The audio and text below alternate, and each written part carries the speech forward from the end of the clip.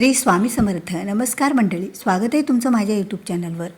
तर आपल्या सगळ्यांच्या जीवनातील जो दररोजचा एक प्रश्न असतो की दररोजची पूजा आपल्या घरामध्ये होते, पण दररोजची पूजा करण्यासाठी बराच वेळ लागतो. कुणाकुणाला तर अर्धा तास, 1 ताससुद्धा. आणि बऱ्याच महिला असं म्हणतात की आम्हाला दररोज 1 तास हा पूजेसाठी लागत असतो. खरंच आपल्याला दररोज 1 तास हा पूजेसाठी लागतो, पण तीच पूजा जर आपण 5 मिनिटात करायची असेल तर कशी करावी?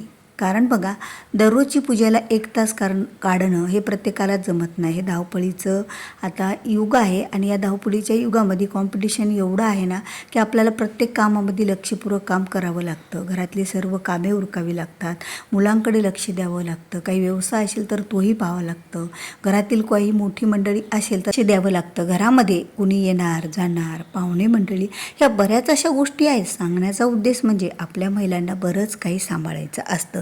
आता काही घरामध्ये पुरुषही सेवा करत असतील, पण पुरुषांनासुद्धा जर जास्त वेळ बसायला नको वाटतं.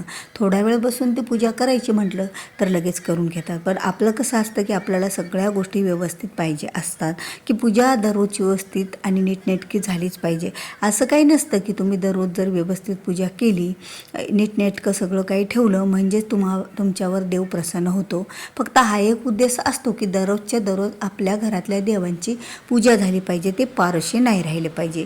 कारण देवघरामध्ये देवघर हे पारशे ठेवायचे नसतात, ते फक्त एवढ्याच वेळी ठेवायचे असतात की तुम्हाला काही सुतक वगैरे पडलेलं असेल तर. एरवी आपल्या घरातल्या देवांची पूजा कशा तरी स्वरूपात झालीच पाहिजे, पण पूजा ही झालीच पाहिजे. आता घरामध्ये एवढेही देव आपल्याला करून ठेवायचे नाही की घरातली मंडळी कुणीतरी एखाद्या देवाला जातं आणि फोटो तरी आणतो, मूर्ती तरी आणतो. एवढे देव काय करायचे? एका देवाची एक मूर्ती असणं, कारण देवघरामध्ये सुद्धा गणपतीची मूर्ती, त्याचबरोबर कुलदेवीची मूर्ती किंवा टाक, आणि त्याचबरोबर बाळकृष्णाची मूर्ती, आणि आणखीन म्हटलं तर आपल्या घरामध्ये अन्नपूर्णा मातेची मूर्ती, ह्या एवढ्या मूर्त्या, आणि महादेवाची जर पिंड असेल तर ती एक असेल, आणि तुमचं कुलदैवत याची जर मूर्ती असेल, आणि माता लक्ष्मीचा फोटो किंवा आपल्या कुलदेवतेच्या स्वरूपात सगळ्या देवांचे फोटो, आणि जर तुम्ही स्वामी समर्थ महाराजांचं पूजा आराधना करत असाल तर त्यांचा फोटो, फक्त एवढे जरी देवघरामध्ये देव असतील तरी भरपूर झाले. आणि यंत्र म्हटला तर यंत्र, श्रीयंत्र, कुबेर यंत्र, किंवा एक जर श्रीयंत्र घेतलं तर त्या सगळे यंत्रांचा समावेश होतो. पण तुम्हाला कुबेर यंत्र किंवा दुसरे काही यंत्र असतील तर तेही ठीक, कारण यंत्रांना दररोज आपण आंघोळ नाही घातली तरी चालेल. पौर्णिमा, शुक्रवार अशा वारावरच यंत्रांनासुद्धा पाणी घातलं जातं, आंघोळ घातली जाते. आणि बाकी जे एवढे जे देव आहेत, आता यापेक्षाही तुमच्या घरात जास्त देव आहेत तर काही हरकत नाही. काय करायचं? पहिल्या प्रथम एक गोष्ट म्हणजे घरातील ज्या मूर्ती आहेत त्या मूर्ती अगोदर उचलायच्या आणि आपल्या ज्या आंघोळ घालतो त्या याच्यामध्ये ठेवून द्यायच्या. त्यानंतर तुम्हाला काय करायचं आहे, मूर्ती उचलल्या की खाली जे निर्मालं पडतं ते पटकन एका ताटामध्ये कपड्याच्याद्वारे तुम्ही ते एखाद्या कशात तरी काढून घ्यायचं, ताटात वगैरे, म्हणजे पटकन ते सांडत नाही आजूबाजूला. ताटात काढल्याच्या नंतर ताट हे पसरट असतं. आणि त्यानंतर ज्या काही फोटो आहेत तुमच्या देवघरातल्या त्या लगेच त्या फोटो एक ओला कपडा करून लगेच पुसून घ्यायच्या, आणि देवाला लगेच स्नान घालायचं, त्याच्याखाली अक्षता टाकायच्या अगोदर देवघरामध्ये, आणि पटपट पटपट एक मूर्ती ठेवायची. आणि एक मूर्ती ठेवली की लगेच एकदा गंध सगळ्यांना एकदा हातानं घ्यायचा आणि पटपट पटपट लावून टाकायचा. जेवढा बोटाला तुमच्या येईल तेवढ्या देवांना तुम्ही एकदाच गंध लावला तरी चालेल. प्रत्येक देवाला वेगवेगळा गंध लावण्याची तुम्हाला गरज नाही. गंध जास्त घ्यायचा आणि फास्ट लावून टाकायचा. आणि त्यानंतर तुम्ही हळदी कुंकू पटपट वाहून टाकायचं. हळद घ्यायची, एकदाच सगळ्या देवांना अर्पण करायची. कुंकू घ्यायचं, 2 वेळा देवांना अर्पण करायचं.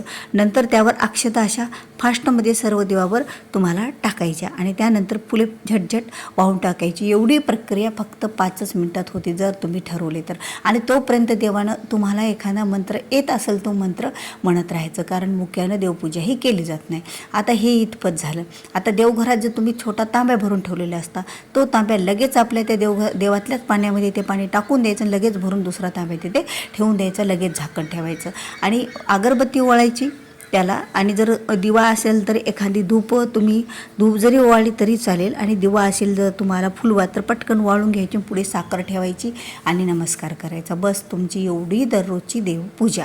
आता समोरची रांगोळी तुम्ही निर्माल्यासोबतच काढलेली आहे. छापा असेल तर ते लगेच छापे ठेवून द्यायचे आणि त्यावर पीठ दोन्ही छाप्यावर एकदा टाकायचे, एक वाराच्या छाप्यावर आणि दुसरा तुम्ही जर लक्ष्मीचे पद्म मारत असाल तर त्यावर. झालं 2 जरी छापे घरामध्ये असेल वाराचा आणि लक्ष्मी पद्माचा तरीही खूप, असं काही तुम्हाला एवढी रांगोळी काढण्याची गरज नाही. आणि त्या छाप्यावर कलर भरतसुद्धा बसायची गरज नाही. पटकन हळदी आणि कुंकू त्यावर टाकून द्यायचं. लगेच आपण जसं अर्पण करतो देवाला वगैरे तसं त्या 2 रांगोळीवर टाकून द्यायचं. म्हणजे तुमची पूजा ही झटपट 5 मिनिटाच्या आत होते. आणि अशी पूजा केल्याच्या नंतर आणि जे काय खालचं पाणी सांडलेलं आहे त्याला हात मारून घ्यायचा आणि बाकीच्या वस्तू बाजूला तशाच जरी ठेवल्या आणि नंतर तुम्ही ठेवल्या तरीही चालतील. एका साईडला लावून ठेवायच्या आणि ज्या वेळेला वेळ भेटेल त्यावेळेला तुम्ही त्या जागच्या जागेवर ठेवल्या तरी चालतील. म्हणजे 5 मिनिटात अशी अवघ्या तुमची दररोजची पूजा जर आपण फास्ट स्वरूपामध्ये केली तर लगेच होऊन जाते.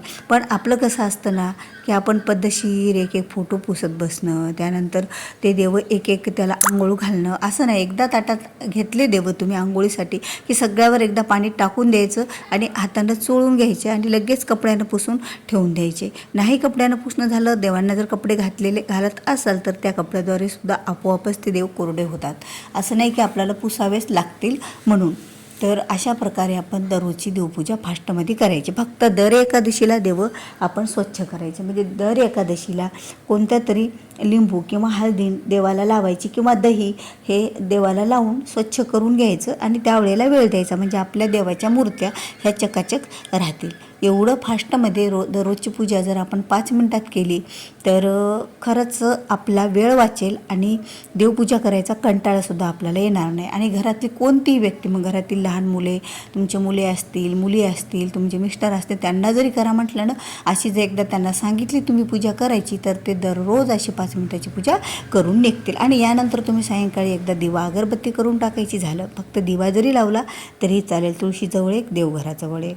एवढी साधी आणि सोपी पूजा आपल्याला करायची आहे.